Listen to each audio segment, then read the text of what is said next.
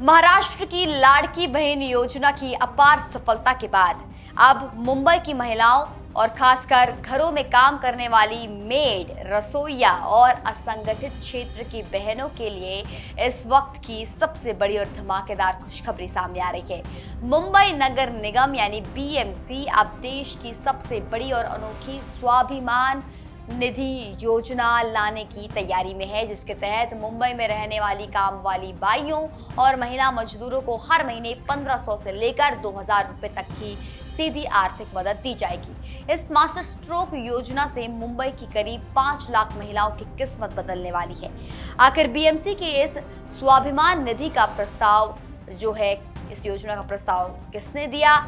और इसे कैसे समर्थन मिला है, किस दल का समर्थन मिला है, और सबसे जरूरी बात कि इस योजना का लाभ पाने के लिए रजिस्ट्रेशन आखिर कैसे होगा और हाउसिंग सोसाइटियों को कौन सा सर्टिफिकेट यहाँ पर लेना होगा। आइए बीएमसी की इस नई योजना की पूरी जो है स्टोरी को समझते हैं। महाराष्ट्र सरकार की मुख्यमंत्री लाड़की बहन योजना की भारी लोकप्रियता को देखते हुए अब देश की सबसे अमीर महानगर पालिका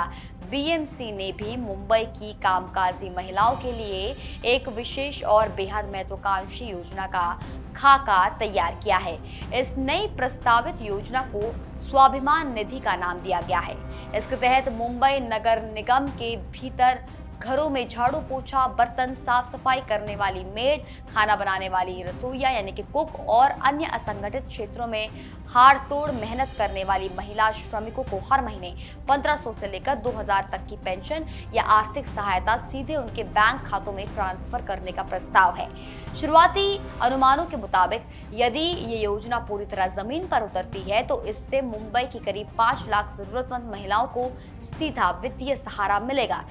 जिसके लिए बीएमसी को अपने खजाने से हर महीने करीब 75 से 100 करोड़ रुपए का खर्च करना होगा। इस योजना के पीछे की राजनीतिक इनसाइड स्टोरी भी बेहद दिलचस्प है। दरअसल इस स्वाभिमान निधि योजना को सबसे पहले शिवसेना यूबीटी ने जनवरी में हुए बीएमसी चुनाव के दौरान अपने चुनावी घोषणा पत्र यानी कि अपने मैनिफेस्टो में प्रमुखता से शामिल किया था, लेकिन चुनाव बीतने के बाद अब इस कल्याणकारी योजना को दलगत राजनीति से ऊपर उठकर बीजेपी के नेतृत्व वाले सत्ताधारी पक्ष का भी पूरा समर्थन मिल गया है, जो इस समय नगर निगम के बहुमत में है। अब मार्च के महीने में शिवसेना यानी कि यूबीटी की वरिष्ठ नेता और मुंबई की पूर्व मेयर ने इस योजना का औपचारिक प्रस्ताव बीजेपी नेता गणेश खाकर के सामने रखा। गणेश खाकर ने महिलाओं के हित में इस योजना का पुरजोर समर्थन किया और इसे तुरंत अंतिम मंजूरी व वित्तीय समीक्षा के लिए बीएमसी की स्थायी समिति यानी कि स्टैंडिंग कमेटी के अध्यक्ष प्रभाकर शिंदे के पास भेज दिया है, ताकि निगम के बजट में इसके लिए फंड की व्यवस्था की जा सके। शिवसेना नेता किशोरी ने अपने आधिकारिक पत्र में इस योजना की जरूरत को लेखांकित करते हुए बेहद भावुक और व्यवहारिक बात कही है। उन्होंने लिखा कि मुंबई जैसे महंगे शहर में घरों में काम करने वाली महिलाएं बेहद कम और सीमित आय होने के बावजूद दिन रात मेहनत करके अपने परिवार का पेट पालती हैं और अपने बच्चों को अच्छे स्कूलों में पढ़ाती हैं, लेकिन गंभीर बीमारी, ढलती उम्र या परिवार में अचानक किसी आपातकाल या पैसों की जरूरत आने पर इन महिलाओं के सामने गहरा संकट खड़ा हो जाता है, क्योंकि असंगठित क्षेत्र में होने के कारण इनके पास भविष्य निधि या किसी भी प्रकार का कोई पक्का सामाजिक और आर्थिक सहारा नहीं होता। बीएमसी की ये स्वाभिमान निधि ऐसी ही कठिन परिस्थितियों में इन कर्मठ महिलाओं के लिए सम्मान और स्वाभिमान का जरिया बनेगी।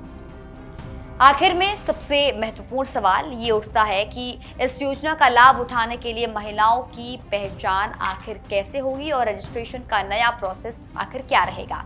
बीएमसी अधिकारियों के मुताबिक जैसे ही इस योजना को स्थायी समिति और राज्य सरकार से अंतिम हरी झंडी मिलेगी, बीएमसी मुंबई के सभी 26 वार्ड ऑफिसों के जरिए ग्राउंड लेवल पर एक व्यापक सर्वे शुरू कराएगी, ताकि पात्र महिलाओं की सही पहचान की जा सके। चूंकि घरेलू कामगार असंगठित क्षेत्र में आता है, इसलिए वहां पर उनकी पात्रता की जांच के लिए केंद्र सरकार के ई श्रम पोर्टल के डेटाबेस का इस्तेमाल भी किया जाएगा। इसके अलावा जो महिलाएं अभी तक ई श्रम पर रजिस्टर्ड नहीं हैं, उनके वेरिफिकेशन के लिए वे जिस हाउसिंग सोसाइटी या फ्लैट्स में काम करती हैं वहां की सोसाइटी मैनेजमेंट से एक एम्प्लॉयमेंट सर्टिफिकेट यानी कि काम करने का प्रमाण पत्र लिया जा सकता है। इस पूरी जटिल सर्वे और रजिस्ट्रेशन प्रक्रिया को पारदर्शी और आसान बनाने के लिए मुंबई के विभिन्न एनजीओज और महिला स्वयं सहायता समूहों यानी कि एसएचजी की भी बड़ी मदद ली जाएगी।